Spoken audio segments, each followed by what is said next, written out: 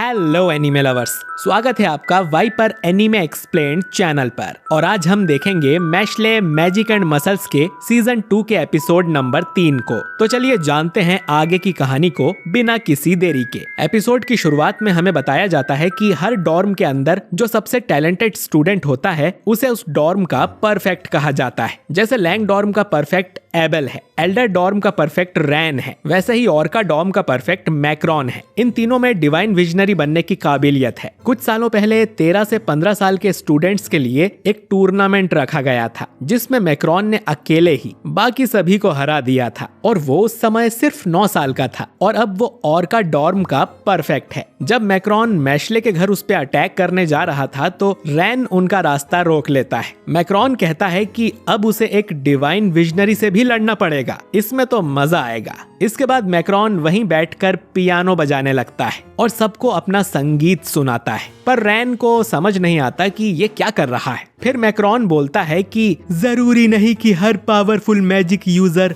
Divine visionary बनने की इच्छा रखता हो, वो तो सिर्फ एक टाइटल है, लेकिन मैं तो सिर्फ और ज्यादा पावरफुल बनने की सोचता हूँ। तो हम दोनों में से ज्यादा स्ट्रॉन्ग कौन है? रैन तलवारों से अटैक करता है, वहीं मैक्रॉन साउंड से, जिससे यहाँ बड़ा धमाका होता है। वहीं दूसरी तरफ मैशले अपने दोस्तों के साथ एक बोर्ड गेम खेल रहा था, पर यह बोर्ड गेम मैजिकल था और सभी को उनकी असलियत बता रहा था। डॉट को बताया जाता है कि वो एक लड़की के चार्म स्पेल में फंसकर बुद्धू बन गया था। लेमन को बताया जाता है कि अपने लव इंटरेस्ट का स्टॉकर की तरह पीछा करना बंद करो। लेंस को बताया जाता है कि जब वो घर जाएगा तो उसकी बहन उसे अपने बॉयफ्रेंड से मिलवाएगी। वहीं फिन की बारी में एक नॉर्मल लाइन ही आती है। मैशले के बारे में बताया जाता है कि उसे जादू नहीं आता, इसीलिए उसका गेम ओवर। ये सुन डॉट को थोड़ी खुशी होती है, लेकिन बाकी सभी इस गेम पर भड़के हुए थे। इधर मैक्रॉन रैन के अटैक को फेल कर देता है और फिर अपना हाउलिंग अटैक रैन पर मारता है,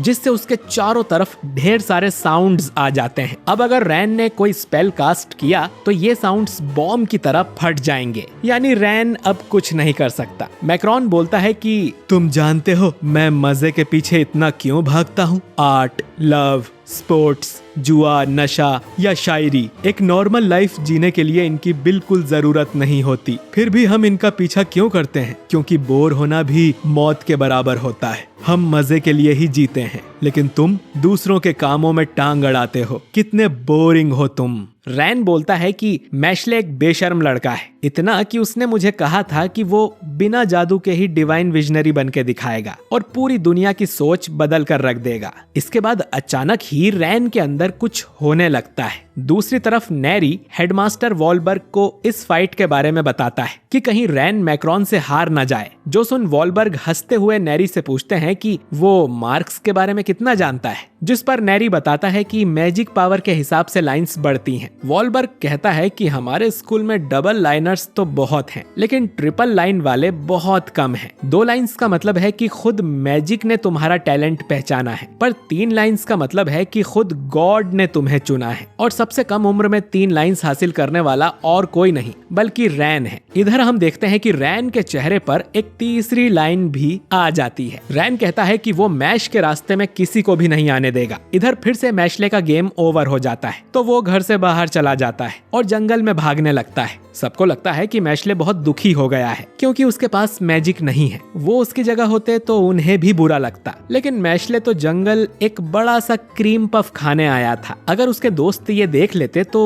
उसे शेयर करना पड़ता, और तभी मैशले रैन और मैक्रॉन को भी देख लेता है और उनकी बातें सुनने लगता है। रैन मैक्रॉन से पूछता है कि उसे ऑर्टर ने ये काम करने को कहा है ना, क्योंकि तुम्हें तो स्कूल के लफड़ों में पढ़ने का बिल्कुल शौक नहीं है। लेकिन मैक्रॉन इस बारे में कुछ नहीं कहता। इस दुनिया में बिना जादू के पैदा होना किसी अभिशाप से कम नहीं है। कोई आम आदमी मैश की जगह होता तो निराश हो जाता और मैजिक यूजर्स से जलने लगता, लेकिन मैश अलग है, वो अपनी ही तकदीर से लड़ सकता है। लेकिन तुम जैसा घटिया इंसान ये बात नहीं समझेगा। मैक्रॉन के चमचों से हमें पता चलता है कि इस साल मैक्रॉन ने 10 गोल्ड कॉइन्स इकट्ठे किए थे, लेकिन वो उसने उसने अपनी क्लास में बांट दिए क्योंकि उसे डिवाइन विजनरी बनने में कोई इंटरेस्ट नहीं है। अब इसके बाद मैक्रॉन साउंड ऑर्केस्ट्रा नाम का अटैक रैन पर करता है ताकि मजबूरी में उसे जादू करना पड़े, और ऐसा होते ही उस पर धमाका होगा। इधर वॉलबर्ग बताते हैं कि ट्रिपल लाइनर एक डबल लाइनर से स्ट्रॉन्ग तो होता ही है, साथ ही वो अपनी जादू की छड़ी को उसके असली रूप में भी ला सकता है। अब इधर रैन अपनी छड़ी आगे करता है जिससे मैक्रॉन के सारे अटैक्स उससे दूर हो जाते हैं। ट्रिपल लाइनर्स सीधा गॉड जितनी पावर अपनी छड़ी में बुला सकते हैं। अब रैन गॉड ऑफ वॉर एरिस का नाम लेता है जिससे उसकी छड़ी बदलकर ब्लैक ट्राइडेंट का रूप ले लेती है। अब इससे रैन ब्लैक पार्टीशन नाम का अटैक करता है जो कि इतना पावरफुल था कि उसके सामने की जमीन ही कट जाती है और वहां गहरी खाई बन जाती है। इसके बाद मैशले रैन के पास आकर उसे शुक्रिया बोलता है। रैन उससे कहता है कि उसे दूसरों को हौसला देना नहीं आता, लेकिन डिवाइन विजनरी एग्जाम नजदीक है।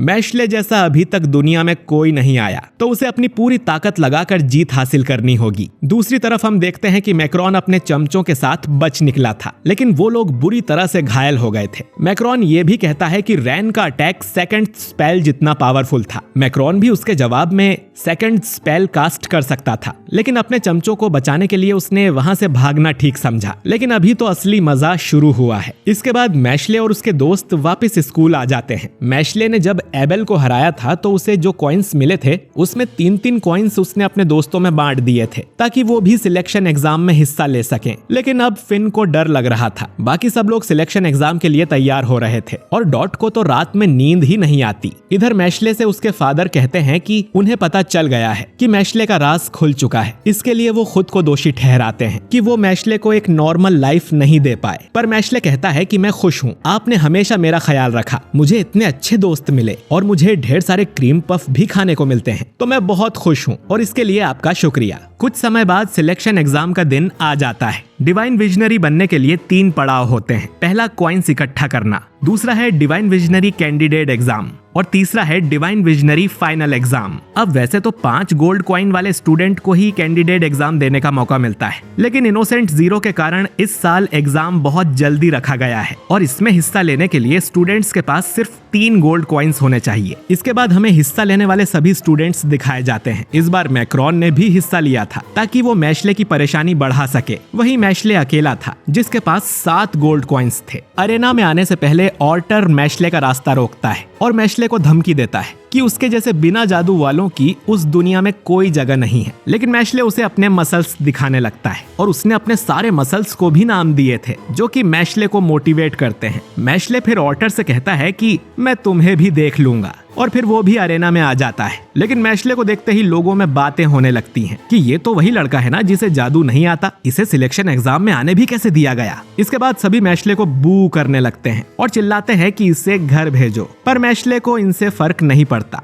खैर, तीनों डॉर्म्स के टोटल 12 स्टूडेंट्स इस एग्जाम में हिस्सा लेने वाले हैं और इन्हें एक डेड और अलाइव एग्जाम देना है जिसका नाम है डेडरवेंट्स हॉन्ट। गेम के रूल सिंपल हैं। इन्हें एक चाबी ढूंढकर यहाँ से भागना है, लेकिन वो चाबी एक गूस फिश के पेट में है जिसे मैजिक का इस्तेमाल करके बलून की तरह फोड़ना होगा और तब तक 3 मॉन्स्टर्स इनकी जान के पीछे पड़े रहेंगे। ये सुन फिन रोने लगता है और ये एपिसोड यहीं पर एंड हो जाता है। तो दोस्तों, डिवाइन विजनरी एग्जाम शुरू हो चुका है। बिना जादू के मैशले इसमें अपना जलवा दिखा पाएगा या नहीं, ये तो हमें अगले एपिसोड में ही पता चलेगा। और उसे मिस ना करने के लिए हमारे चैनल वाइपर एनिमे एक्सप्लेन्ड को सब्सक्राइब करके बेल आइकन जरूर दबाइए। मैं मिलता हूँ आपसे बहुत ही जल्द अगले वीडियो के साथ। शुक्रिया।